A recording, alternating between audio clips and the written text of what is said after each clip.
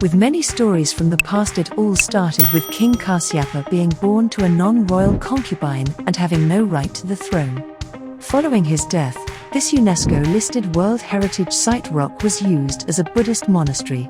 The fortress is 200 meters high, and visitors will have to walk about 1,200 steps to get to the view on top. In addition, did you know that the hydraulic system consists of canals, lakes, dams, bridges, fountains and underground water pumps that still provide water to the gardens? Yes. This is one more fact that many visitors do not know.